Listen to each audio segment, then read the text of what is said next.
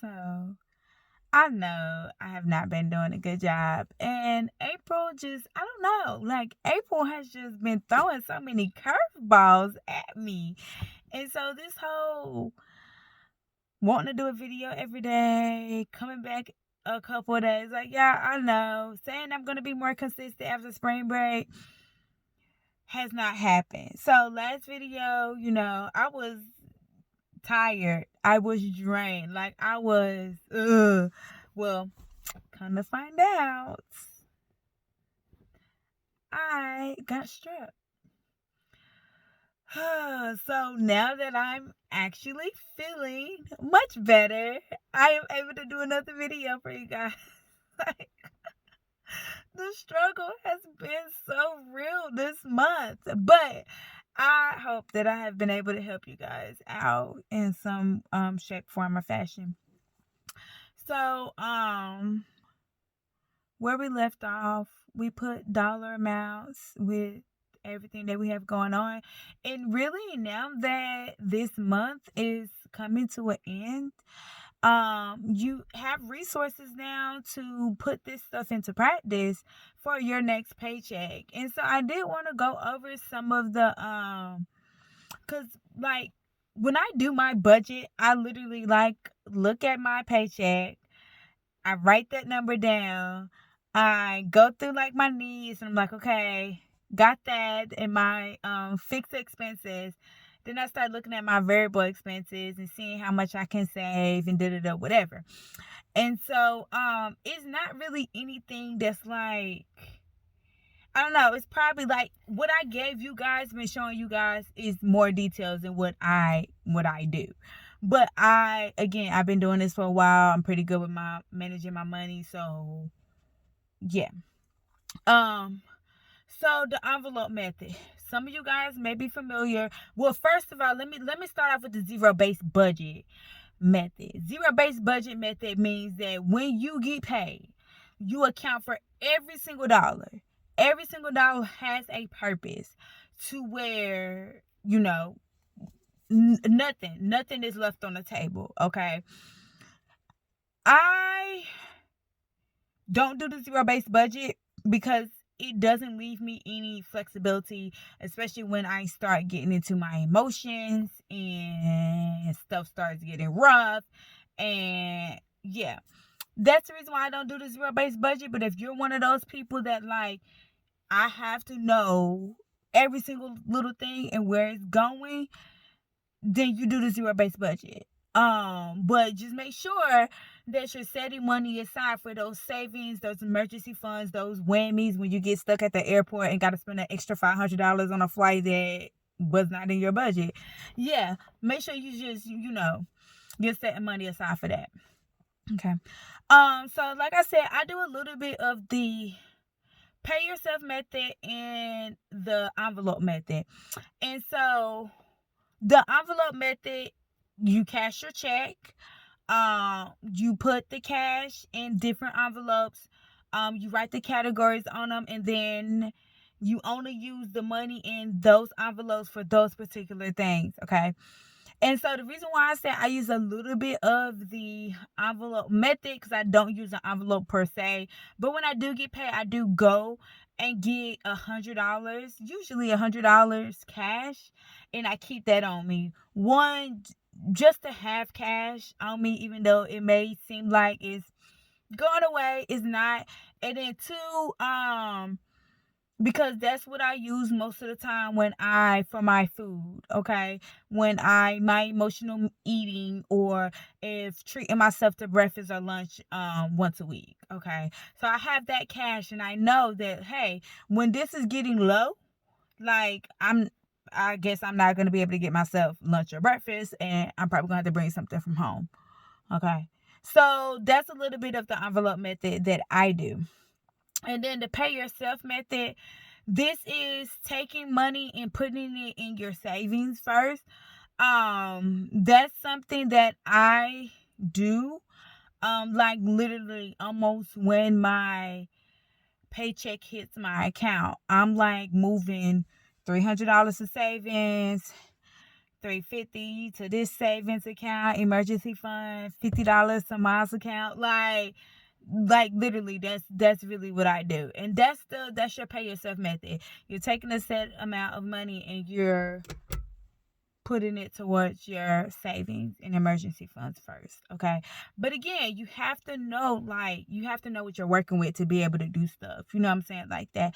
And again, if I decide not to be working in the Learning Hub anymore, then my wants can be adjusted and I'll still be able to save and pretty much almost do everything that I'm doing now. It just may not be to like the extent of which I'm doing it now. So again, for the beginners, I would suggest the 50-30-20 plan. Take half of your check, use it for your needs, 30% for your wants, 20% for your savings and your debt. And if those numbers can be adjusted. But just make sure you're handling business and definitely taking care of your needs and definitely saving and having an emergency fund. Okay. Because again, life is crazy, it's unpredictable, and you don't want to have to keep climbing into a hole using your credit cards to get out of debt. Definitely don't get no payday loans. Like, oh my God, I tell my kids, like, that needs to be the absolute worst case scenario. The interest rates on them things is so high. Like, it's just, oh my gosh, just don't do it. Like, just don't.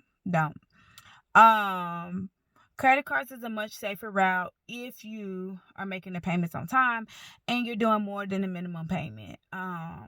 So I already told you guys I'm in a little bit of credit card debt, but I'm working towards getting over it, or getting rid of it. And this is the reason why I picked up the Learning Hub. So now that I've paid for Miles' birthday, I've paid off my car, now I can focus more on this extra income because with my just regular salary, I was putting stuff towards, like putting amounts towards my credit cards. But now I can put even more because I don't have to, like, those other things, they're paid for. Okay. And this was the whole purpose of me working the Learning Hub. Okay. To get extra money, but I had goals in mind. And yes, yes. This is also what I wanted to go over. Okay. So now you can set goals. And some people may think, oh, you're doing it backwards. Like, you should set goals first and then budget. But let me tell you something. I'm real. I'm a realistic person, okay? And we're not about to make no unrealistic goals. That's just what it is. Because your eyes can't be bigger than the money that you see on your check. It just can't. Like, cause life doesn't work like that. And you shouldn't be running up credit cards and stuff trying to have a good time now, and you're going to be regretting paying for it months and months and months or even years later. Like, no, don't do that. Okay. So yeah, now that you know what you're bringing in on average, what you're spending on average, yeah, make your goals. What is it that you want to do? Okay. For me, my biggest goal, and I remind my students about this all the time, is that when I am no longer gracing this earth, I do not want to leave my children with a bunch of debt. Hopefully no debt at all. That's like my number one thing, okay? Because as crazy as it may sound, when we die, everything just don't go away. Like, the people want their money, okay? And so next in line, next in kin, they're gonna come to you. Okay, I want to handle everything while I'm here. I don't want that burden passed on to my children. Okay, so that's one of my biggest things. Second thing is to get to have Miles a decent amount of money. Now, I don't know what that decent amount is. Like I said, I put $50 in his account every month. And when I get my tax return, I usually do a couple hundred then. But baby, like, as a school teacher now, and I see the stuff for like graduation, like just graduation and graduation pictures, like Did like 3 times as much when I graduated high school back in 2009. And so I'm sitting here like, I mean, even looking at like tuition and stuff with my students, in our income and education unit, I'm like, Lord, like by the time Miles get to college, it's gonna be like $1 million a year. Like if he even decides to go that route, like, whew, Jesus. So if I can take some of the burden off of him, that's my number one goal. Okay. Number one. Leave Miles with no debt, my children with no debt. Try to have them like money saved up so that like they can have it for school to get them like have something to work with, you know what I'm saying? Because just getting thrown into the real world, like it's tough. Like it really is. And then now that like those are my main top goals, and then the other goals, they focus on me. Okay, me doing my self-care events every month. Okay, taking some time out for me to be me, not to be not, you know what I'm saying? Not Miss Young the teacher, not mommy, not the wife, just to be not and truly enjoy myself. Okay, and it's usually on average $100 a month to try to find events that are $100 or less. But I had to go see my man Usher, so um. But the next couple events that I have for May, June, and July are about $100.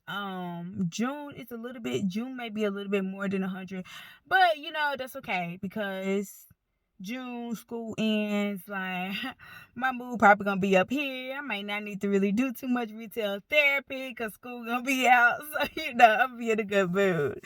But y'all know I love my students. But woo. And then traveling more. And that's been something that's been on my list. Vegas was on my bucket list. I want to go to Paris. I really want to go to Tokyo. Like I got a passport, Miles got a passport. Like I'm ready to do some country hopping. Okay. And so again, I just don't want to work and die. So traveling and just enjoying life more. Um or like my own personal goals of what I want to do. And I just want I want Miles to have more than I was able to have, and I want to be able to provide that for him. And I just want us all to have fun and have a good time. Um and so yeah, those are my goals. So now that you know what you're working with money wise, set you some goals.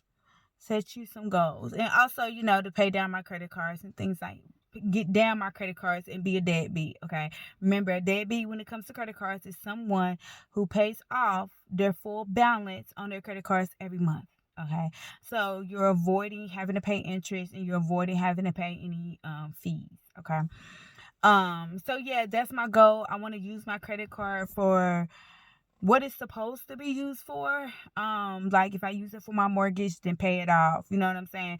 Groceries, then pay it off. Just so I could keep my credit score up. Pretty good. Okay. And so yeah, that's what I want you to do. Over the next couple of days. Um, and because it's the end of the month and now that you know what you're working with, find a budget, try to find a number, 50, 30, 20 for my beginners. Um, and put this stuff to test, put this stuff to use and see how it works out and see what type of adjustments and stuff that you need to make. And then also make your goals and figure out how you're going to work all this stuff in within your budget so that you can be successful financially and so that you're not, just feeling like you're stuck or just feeling overwhelmed with your bills and budgeting and things like that. Okay? Cuz remember, financial planning and budgeting is not hard. The discipline to do the right things and be financially responsible can be the hard part. But I believe in you guys and I know that you guys can do it. So I'm here if you need anything. See you next time.